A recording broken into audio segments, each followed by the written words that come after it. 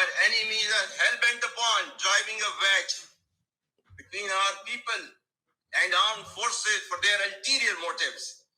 Let me remind them that the bond between the people and armed forces is unshakable. For you all, nothing should be more sacred than the safety and security of the people of Pakistan, and no duty more binding than the defense of our beloved motherland. आपने कहा जी कि हमारे दुश्मन अपने मज़मूम मकासद के लिए अवाम और अफवाज पाकिस्तान के दरमियान दरारें डालने के दर पे हैं। मैंने याद दिलाना चाहता हूँ कि अवाम और फ़ौज पाकिस्तान का रिश्ता अटूट है, जो किसी साजिश से कमज़ोर नहीं किया जा सकता। तो आपका बात दुरुस्त है। पाकिस्तानी अवाम की हिफाजत और सलामती से बढ़कर कोई फरीज़ा मुक़द्दस नहीं और मादरे वतन के दिफा से ज़्यादा कोई ज़िम्मेदारी नागुज़ीर नहीं है। तो ये बात आपकी दुरुस्त है, लेकिन सवाल ये है कि क्या आप पाकिस्तान के अवाम के साथ खड़े हैं? क्या आपने पाकिस्तान के अवाम का फ़ैसला तस्लीम किया? आइन भी ये कहता है, कानून भी कहता है। तो आपने अगर तो पाकिस्तान के अवाम के फ़ैसलों को, पाकिस्तान की ख्वाहिशात को, जनरल विल को आपने अगर ऑनर दी है, अवाम को ऑनर दी है, तो यकीनन अवाम आपके साथ होंगे। और पिछले 78 सालों से, 77 सालों से पाकिस्तान के अवाम हमेशा अफ़वाज पाकिस्तान के साथ रहे हैं और अब भी हैं, लेकिन वो आपकी पॉलिसियों को नहीं दुरुस्त समझते, आपकी पॉलिसियों से इख्तिलाफ़ करते हैं। और आपने जो चाहा कि मैंडेट उनको नहीं मिलना चाहिए, लेकिन उन्होंने मैंडेट उसे दिया। ये पहला मौका था कि पाकिस्तान के अवाम ने जो एस्टेब्लिशमेंट ने कहा, जो मिलिट्री लीडरशिप ने कहा, वो नहीं माना। वरना माजी में जिस पे उंगली रखते थे आप, वो जनाब शाह सवार होता था और वो इख्तदार के ऐवानों में होता था और अवाम उसे खुद भेजते थे। कि ये इस दफ़ा आपके नॉमिनी हैं, लिहाजा इनको वोट दे दें।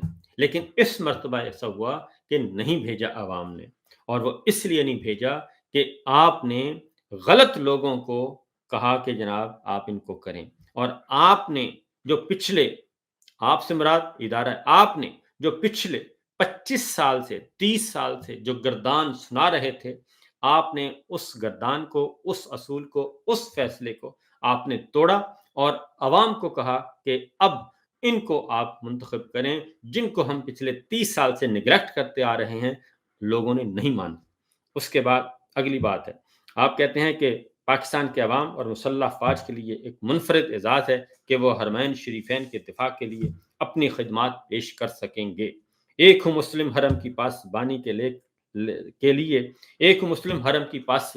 लिए और नील के साहिर से लेकर ताब खा के काशगर, ये आपने कहा, जरा सुनिए।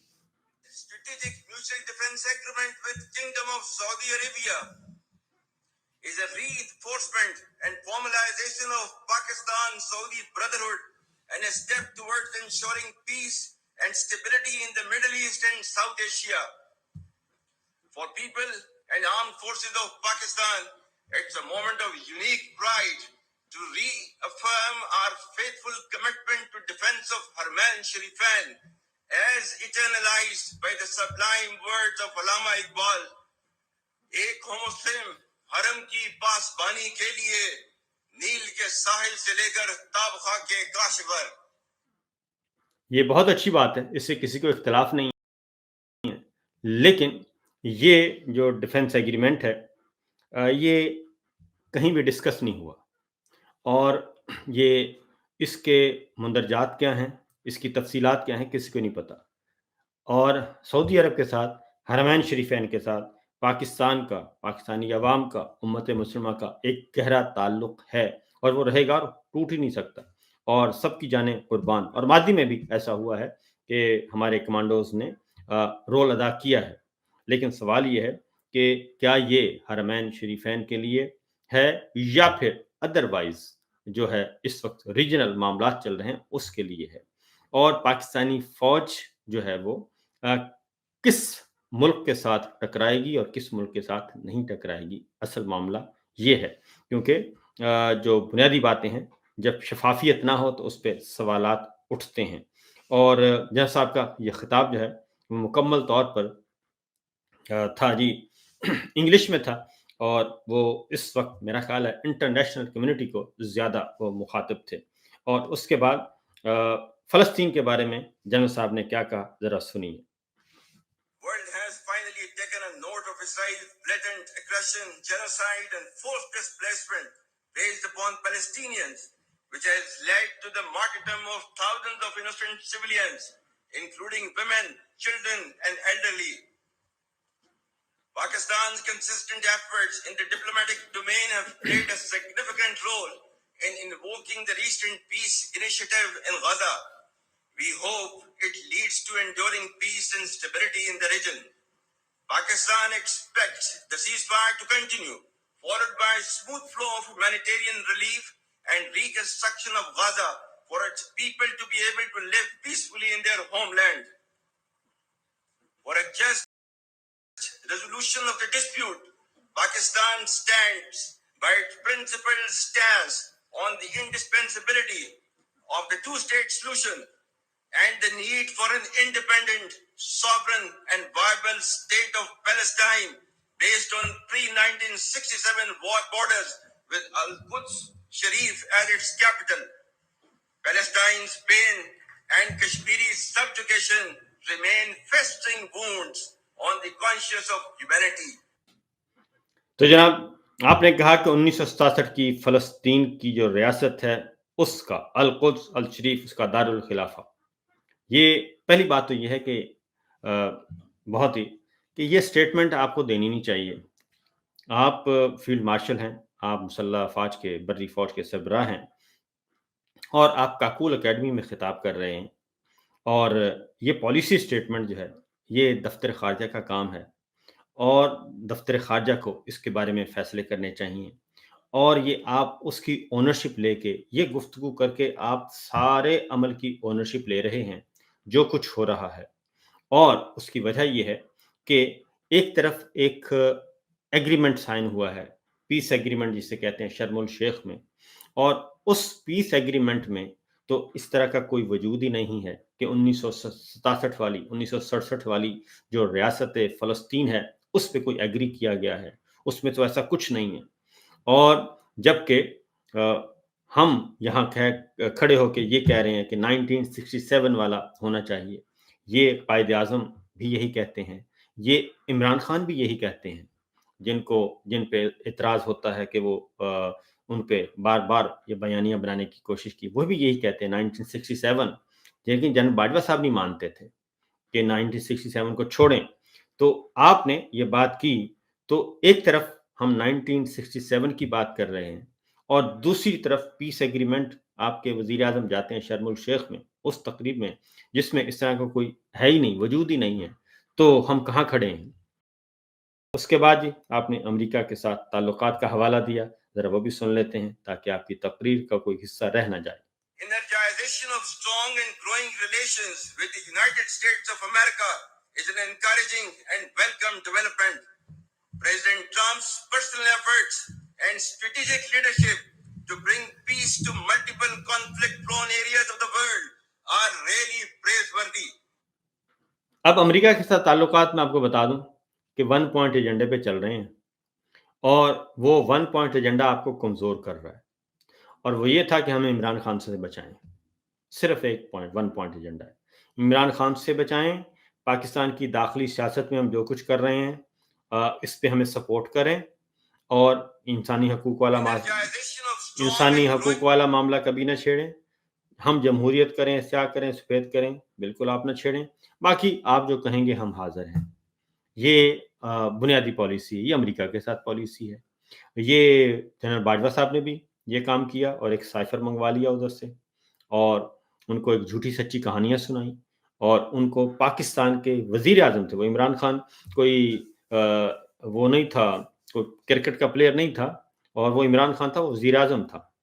اور ایک وزیر اعظم کو جو کہ چیف ایگزیکٹو تھا, ایک ملک کا نمائندہ تھا, اس کی شکایتیں اگر جا کے آپ لگائیں گے اور چھوٹے چھوٹے لوگوں کو لگائیں گے, اور 60 منٹ کی فون کال ہے آپ کو, 62 منٹ کی, 65 منٹ کی, وزیر خارجہ کی، امریکی وزیر خارجہ کی، تو ان 65 منٹ کی کال میں اگر آپ پاکستان کے لیے بات کریں، پاکستان کی سلامتی، پاکستان کے مفادات، پاکستان کے اسٹریٹجی کے بارے میں بات کریں، وہ زیادہ اچھا ہے، یا ان 60 منٹ میں آپ عمران خان کی شکایتیں لگاتے رہیں کہ یہ روس میں چلا گیا، یہ فلاں جگہ چلا گیا، یہ فلاں جگہ نہیں جاتا، یہ ہماری بات نہیں مانتا؟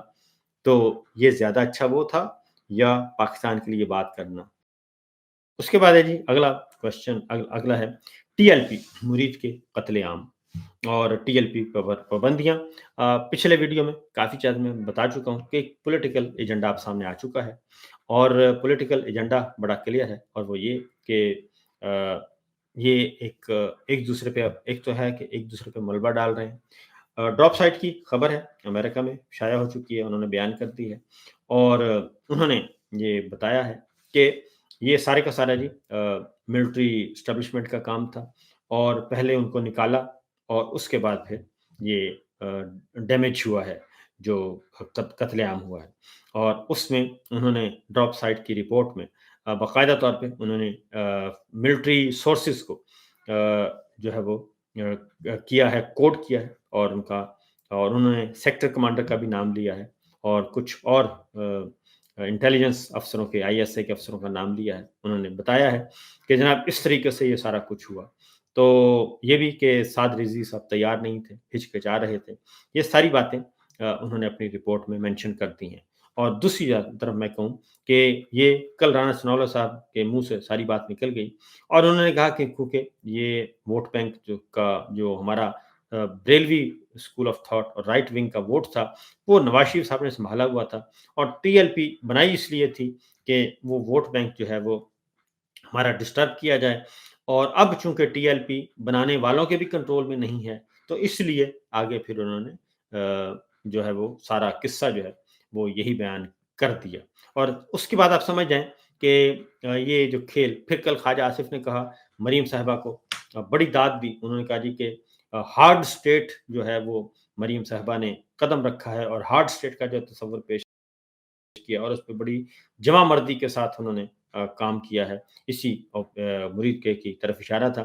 تو میں مریم صاحبہ کو کہوں گا کہ یہ خواجہ صاحب نے آپ کی تعریف نہیں کی، بلکہ آپ کی بیڑی میں بڑے بڑے وٹے ڈالے ہیں، اور انہوں نے بدلہ لیا ہے آپ کا جو امریکہ میں ان کے ساتھ ہوا محترمہ شمع کی وجہ سے، اس کا بدلہ لیا ہے، اور وہ سارا انہوں نے یہ توق آپ کے گلے میں ڈال دیا ہے کہ جناب یہ سارا کچھ مرید کے میں جو کچھ ہوا، یہ مریم صاحبہ نے بڑی ہمت اور طاقت کا مظاہرہ کیا، اور آپ کو انہوں نے طاقت کا ایک سرچشمہ قرار دیا، اور آپ کو انہوں نے بہت ہی ایک ڈریکونین شکل آپ کی پیش کر دی ہے، آپ کے وزیر دفاع، آپ کے پرانے انکل نے، اور وہ آپ کی بھلائی نہیں کر رہے، بلکہ وہ آپ کے جڑیں کاٹ رہے ہیں، اور آپ کے انہوں نے بڑے اچھے طریقے سے آپ کی تعریف کر کے جڑیں کاٹی ہیں، اور انہوں نے سارا کہہ دیا کہ جناب یہ سارا کچھ کیا ہی محترمہ مریم صاحبہ نے ہے، اور بڑا دبنگ طریقے سے کیا ہے، اور یہ خواجہ آصف صاحب نے کل کہہ دیا ہے، کل ان کا یہ سٹیٹمنٹ آ چکا ہے۔